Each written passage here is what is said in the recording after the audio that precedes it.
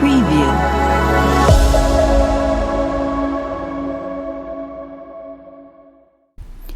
अस्सलाम वालेकुम। आज हम लोग पढ़ने वाले हैं changes in states of matter with respect to kinetic particle theory.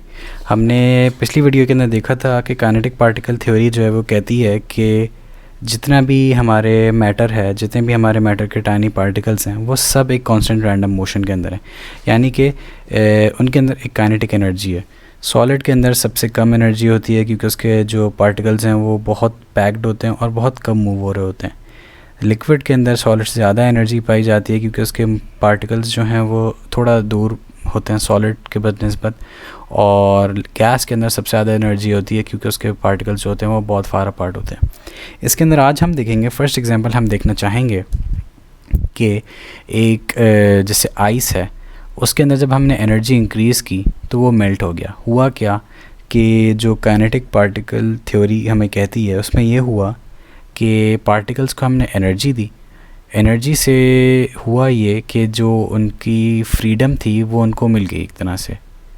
वो बहुत करीब करीब थे, जैसे उनको एनर्जी मिली वो उन्होंने अपने बाउंड्रीज़, अपने जो क्लोजली पैक्ड थे उनको उन्होंने एस्केप किया और थोड़ा सा दूर दूर हो गए। इसको हम कहते हैं कि आइस जो है वो मेल्ट, उसको एनर्जी गेन की उसने और वो मेल्ट हो गई और वाटर बन गया। वही काम वाटर के साथ होता है। वाटर को आपने मज़ीद एनर्जी दी, यानी कि हीट किया मज़ीद, तो फिर हुआ क्या, वो उसकी एनर्जी इंक्रीज़ हुई, उसके जो पार्टिकल्स थे वो और मज़ीद फार अपार्ट हो गए और वो गैस बन गए, या वाटर वेपर इसमें लिखा हुआ है वो बन गए।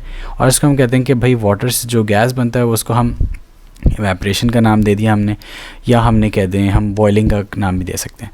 वही काम नीचे हो रहा है कि जब हमने गैस से एनर्जी वापस ली तो गैस कंडेंस होकर वाटर बन गई। उसके अंदर से जब एनर्जी हमने ले ली तो जो एनर्जी असल में करती क्या, पार्टिकल्स को एनर्जी मिलती है और वो फिर आपस में ना वो जो उनके कह दें फोर्सेस हैं जो उनको करीब रखती हैं वो उनसे दूर हो जाते हैं। उन फोर्सेस को बीट करके एक तरह से दूर दूर हो जाते हैं। वही बात है, उनसे जब वो फोर्स ले ली, जब उनसे वो एनर्जी ले ली गई तो फोर्स जाहिर सी बात है ज़्यादा हो गई और फिर वो फोर्स से कह दें एक तरह से फ़ाइट नहीं कर पाए और वापस से करीब करीब हो गए। तो इसलिए हम कह सकते हैं कि गैस कंडेंस होकर वाटर बन गई। मज़ीद एनर्जी हमने उनसे ले ली तो फिर हम कह सकते हैं कि वाटर जो है भाई वो फ्रीज़ होकर आइस बन गया। तो हम सबसे पहले एग्जाम्पल ये करते हैं कि मेल्टिंग जो है हमारी, मेल्टिंग के अंदर होता क्या है कि जो एनर्जी है, एनर्जी इंक्रीज़ होती है। एनर्जी इंक्रीज़ होने के बाद हम कहते हैं कि भाई टेम्परेचर जो है ना वो हाई होता जा रहा है। जब टेम्परेचर हाई होता जाता है एनर्जी इंक्रीज़ होती आती है, पार्टिकल्स जो हैं उनके अंदर एनर्जी इंक्रीज़ होती है और जो उनकी जो फोर्सेस हैं, जो फोर्सेस उन पार्टिकल्स को करीब रखती थी वो पार्टिकल्स उनको बीट कर जाते हैं एक तरह से और वो दूर दूर हो जाते हैं। तो हम इसको कह देते हैं कि भाई ये जो है ना ये लिक्विड बन गया, सॉलिड अब लिक्विड बन गया। इसके अंदर हम एग्जांपल लेते हैं heating curve of naphthalene. Naphthalene की एग्जांपल लेते हैं कि नैफ्थलीन 80 डिग्री सेल्सियस पे जो है वो मेल्ट होता है। पार्ट ए से पार्ट बी के अंदर दिखाया जा रहा है कि टेम्परेचर राइज़ हो रहा है, यानी कि काइनेटिक एनर्जी बढ़ रही है उन पार्टिकल्स की। पार्ट बी 80 डिग्री सेल्सियस से 80 डिग्री सेल्सियस पे मेल्ट होना शुरू हो गया है।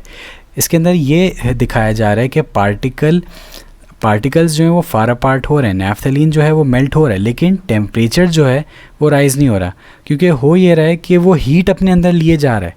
हीट बढ़ रही है अंदर लेकिन टेम्परेचर राइज़ नहीं हो रहा है। इसके अंदर पार्टिकल्स और फार अपार्ट होते जा रहे हैं। बी से सी के अंदर ये हो रहा है और सी से डी के अंदर हो क्या रहा है कि अब नैफ्थलीन जो है वो पूरी तरह से मेल्ट हो चुका है मगर तब भी हीटिंग कंटिन्यू होते आ रही है। नेक्स्ट हम एग्जांपल लेते हैं फ्रीजिंग की। फ्रीजिंग के अंदर एग्जैक्ट ऑपोजिट होता है मेल्टिंग का। जैसे मेल्टिंग के अंदर हम एनर्जी इंक्रीज़ कर रहे थे, फ्रीजिंग के अंदर हमारी एनर्जी एक तरह से डिक्रीज़ हो रही होती है। फ्रीजिंग यानी कि हम वापस से एग्जांपल जैसे इसके अंदर तो लेकिन वाटर और आइस दिया हुआ है, वाटर से हमने एनर्जी ली तो हम कह सकते हैं कि भाई वाटर फ्रीज़ होकर आइस बन गया। लेकिन हम एग्जांपल देखते हैं कूलिंग कर्व ऑफ नैफ्थलीन की।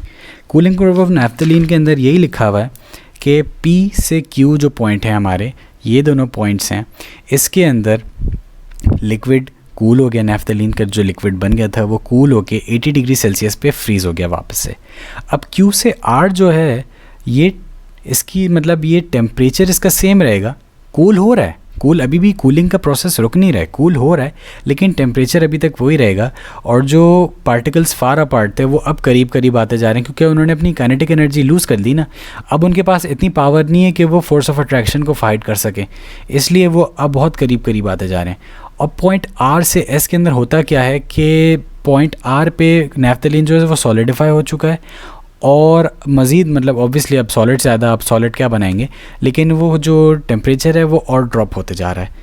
इसके बाद हम लोग एग्जांपल एक करते हैं कि बॉइलिंग होता ये है कि गैस जो बनता है वाटर से, जैसे वाटर को आपने मज़ीद एनर्जी दी तो वो गैस बन जाएगा। इसके अंदर होता क्या है कि पार्टिकल्स को और मज़ीद एनर्जी मिल गई और हीट मिली तो वो और फार अपार्ट हो गए। इसके अंदर हम एग्जांपल लेते हैं हीटिंग कर्व ऑफ टेट्राक्लोरोमीथेन, ये नाम यहाँ नीचे लिखा हुआ है। इसके अंदर होता क्या है कि टेट्राक्लोरोमीथेन जो है वो अभी फॉर एग्जांपल लिक्विड था, 77 डिग्रीज़ तक ये हीट होता रहेगा। 77 डिग्रीज़ पर ये जो है ये अब बॉयल होना शुरू हुआ है और वो वाटर वेपर्स बनना शुरू, अब वो मतलब वेपर बनना शुरू हुआ है। 77 डिग्रीज़ पे टेम्परेचर और इंक्रीज़ नहीं होगा, 77 के अंदर हीट जो है वो अपने अंदर और कह दें एक तरह से एब्जॉर्ब कर रहा है हीट, अपने पार्टिकल्स को काइनेटिक एनर्जी उनकी इंक्रीज़ करवा रहा है। और 77 डिग्री पे फिर इसके सो ऑन इस वाले पॉइंट ऑफ टाइम में थोड़ा सा और आगे जाके हम देखेंगे कि ये बॉयल होना शुरू हो गया और ये वेपर्स में चेंज होना शुरू हो गया। तो अगर हम देखें अपने पूरे इसको हम लोग एक बार रिवाइज़ करें तो दिखाता ये है कि जब काइनेटिक एनर्जी इंक्रीज़ होती है हम उसको कह सकते हैं कि ये हीट कर रहे हैं हम। काइनेटिक एनर्जी डिक्रीज़ हो रही है